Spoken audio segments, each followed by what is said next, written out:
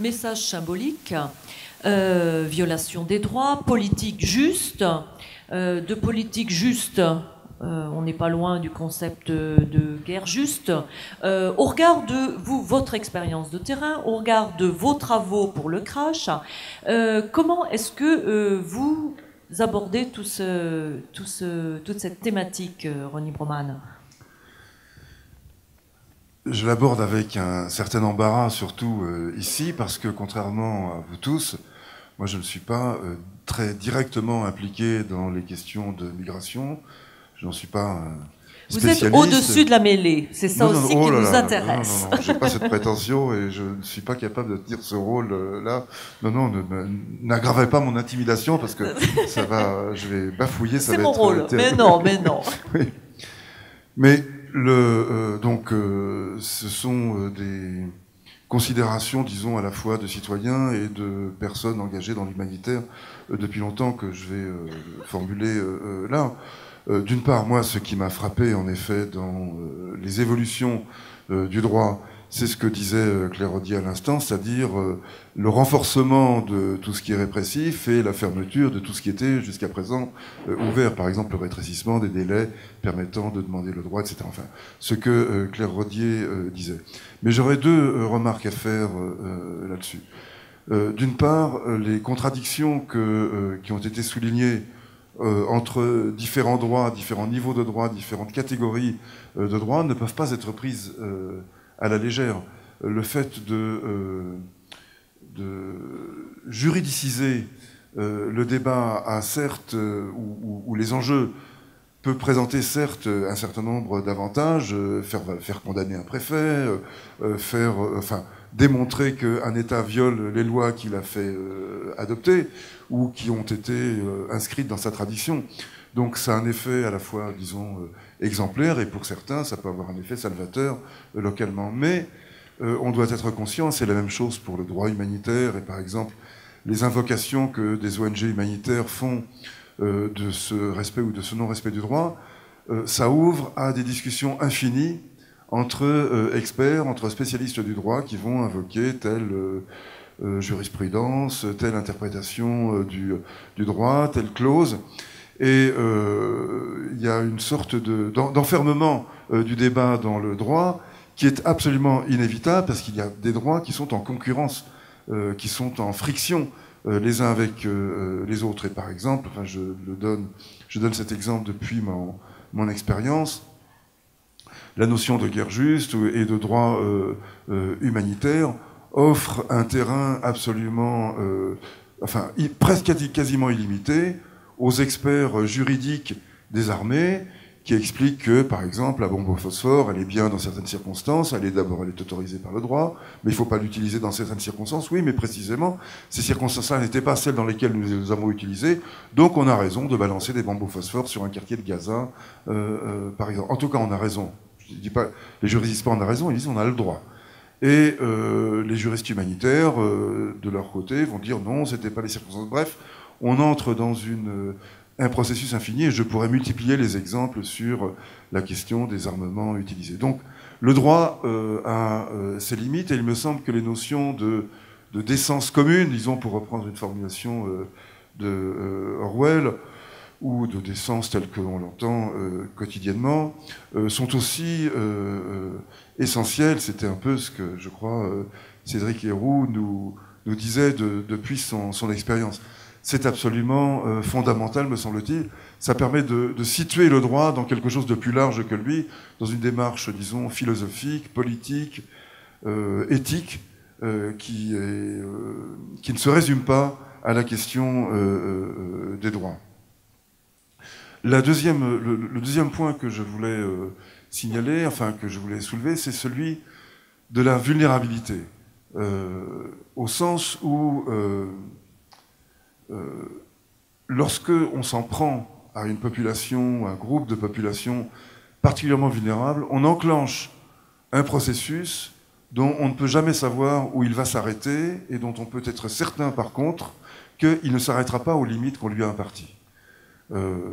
Sur un autre des sujets sur lesquels j'interviens souvent, qui est le conflit israélo-palestinien, au-delà de l'injustice et des méfaits de l'occupation israélienne des territoires, il y a un aspect qui n'est pas souvent mentionné, mais qui, je crois, est important, y compris du point de vue de la population venant des occupants, c'est-à-dire des Israéliens, à savoir le choc en retour de la violence de l'occupation. Cette violence exercée sur les Palestiniens qui se manifestent tous les jours, dont on a vu encore récemment avec l'internement arbitraire de Salah Hamouri. Bon, je n'insiste pas là-dessus, c'est pas notre sujet aujourd'hui, mais cette violence-là, elle ne s'arrête pas aux limites. Il n'y a pas de frontières en Israël, enfin en tout cas il n'y a pas de frontières avec la Cisjordanie, donc parlons de limites. Elle ne s'arrête pas aux limites de ce qui est censé être le territoire palestinien. Elle retentit en retour sur la société israélienne, les violences conjugales, les violences domestiques, les violences routières, la violence des rapports sociaux, la dureté de la vie économique israélienne, bref, à tous les étages, depuis le plus privé jusqu'au plus public, cette violence-là, elle revient. Elle revient. Et c'est un peu ce que, disons, l'historien Mossé pour la guerre de 14 avait théorisé sous le terme de brutalisation. Il y a une sorte de brutalisation générale. Et nous ne croyons pas que la brutalité qui s'exerce sur les migrants, les demandeurs d'asile, puisse s'arrêter à ce cercle restreint, à ce cercle limité, disons. Elle retentit inévitablement sur les vulnérables. Or, il me semble qu'une société se juge, en général, la valeur d'une organisation sociale se juge à l'intérêt ou, au contraire, à la dureté qu'il manifeste vis-à-vis des populations les plus vulnérables. Ça, disons, c'est le point de vue intermédiaire entre l'humanitaire et le politique, mais c'est aussi une constatation, disons, d'ordre historique, sociologique, qu'on peut faire sans difficulté. Et puis je termine sur quelque chose qui est vraiment frappant, qui est aussi la force du préjugé, pour reprendre le titre d'un livre assez célèbre. Je discutais, comme je disais, je n'ai pas une pratique personnelle, directe des questions d'aide aux migrants, mais par l'intermédiaire de MSF, je bénéficie du retour de mes amis, de mes collègues. Et Corinne Thor, donc, qui intervenait hier dans les ateliers, me racontait que dans le centre d'accueil pour les mineurs installé à Pantin, enfin me racontait les conditions dans lesquelles ça se passe, un centre d'accueil qui est aujourd'hui directement menacé par le maire de Pantin, qui par ailleurs a signé il y a un an une lettre ouverte appelant ses collègues maires à faire preuve de mansuétude et de sens de l'accueil et de l'hospitalité vis-à-vis des migrants, mais qui ne trouve rien de mieux à faire qu'à mettre en danger le centre d'accueil pour les mineurs non accompagnés qui est installé sur son territoire. Chercher l'erreur. Enfin, on donne des leçons aux autres, mais on refuse de se les appliquer à soi-même. Et c'est d'autant plus choquant que ce centre est très bien accueilli par la population, que les formes de solidarité que l'on constate au quotidien existent de la part des commerçants, des passants, des habitants du quartier, que pas un seul incident n'a été relevé, bien au contraire.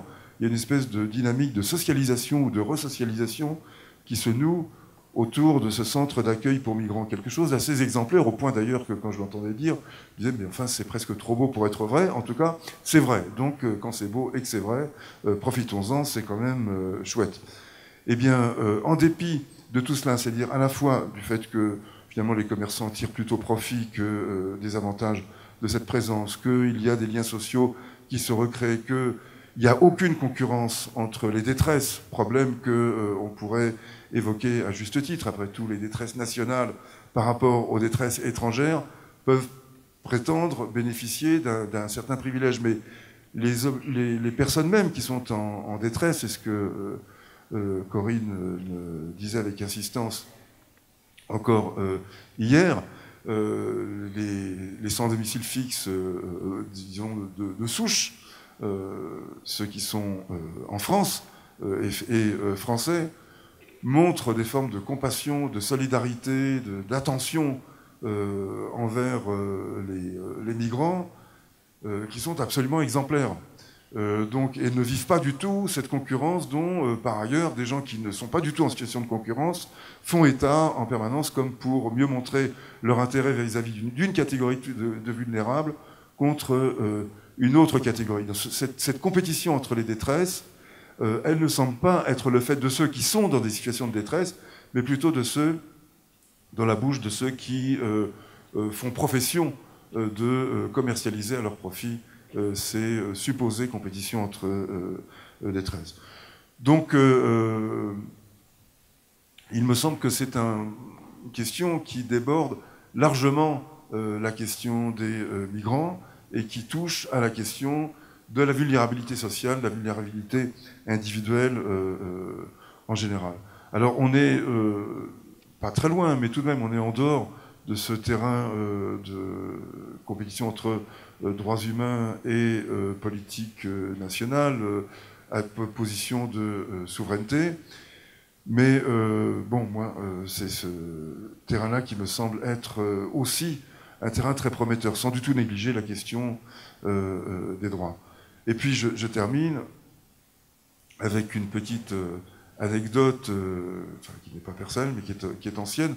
J'ai participé dans les années 80 à des séminaires organisés, enfin, disons, à un groupe de réflexion mis en place par Matignon au sujet de l'accueil des réfugiés à une époque encore marquée par la guerre froide, où la guerre en Europe et les mouvements de population d'Europe de l'Est vers l'Europe de l'Ouest, ou internes au territoire national, étaient considérés comme des enjeux stratégiques, enfin en tout cas des questions que les stratèges militaires et politiques devaient prendre en considération.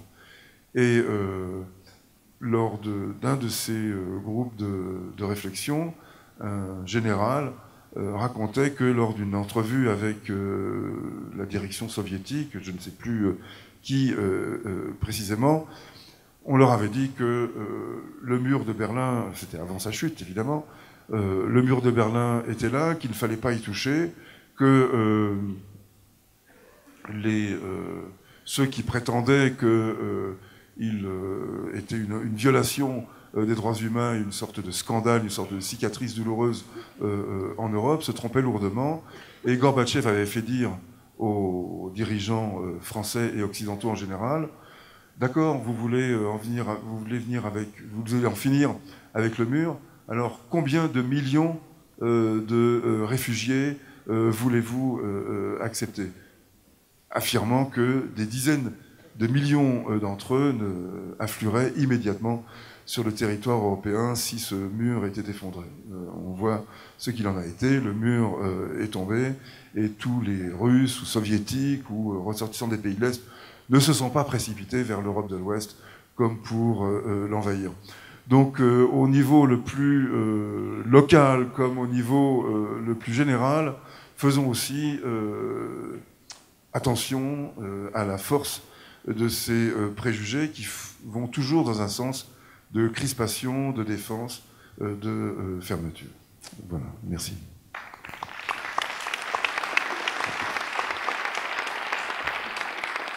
Merci pour cette analyse.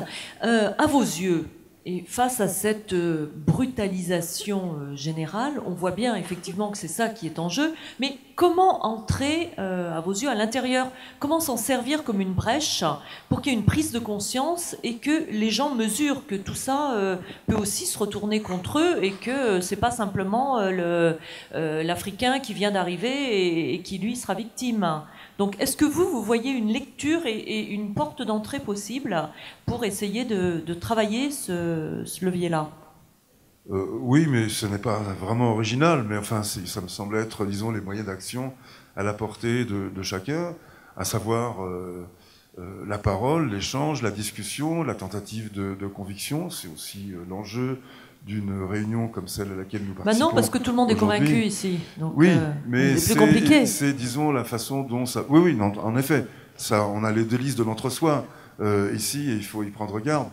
Mais enfin, c'est aussi une façon de montrer que dans des mondes quand même relativement différents, voire séparés, monde associatif, monde des élus, monde des experts, de la recherche, il peut y avoir des liens qui s'établissent, des démarches communes qui se construisent, et ça peut diffuser. Et puis, c'est la force de l'action.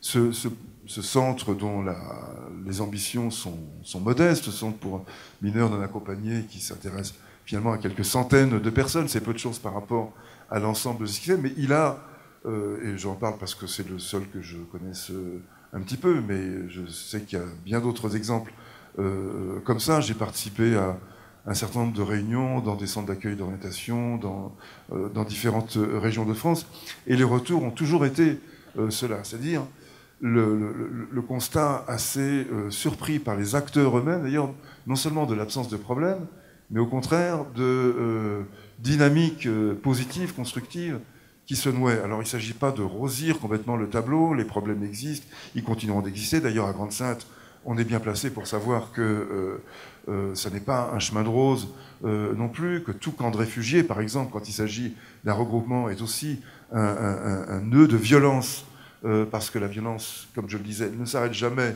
Enfin, on ne la pose pas comme un fardeau, on continue de la trimballer. Reste que un très grand nombre d'expériences montrent le côté positif, constructif, social, au meilleur sens du terme de ces initiatives, et qu'il faut les faire partager. Après tout, on ne peut pas casser des préjugés comme on casse des pierres à coups de marteau. C'est pas une attitude de mécanicien, mais c'est une attitude de jardinier qui arrose, qui fait attention à ce qu'il fait, qu'il faut adopter. Si nous échouons, c'est nous tous qui en paierons le prix, pas seulement les migrants. Si cette société se durcit au point de devenir totalement insensible, de normaliser le scandale, comme ça a été dit, eh bien le scandale sera normalisé pour tous, et pas seulement pour les migrants. Alors il y a un enjeu absolument fondamental qui se noue là.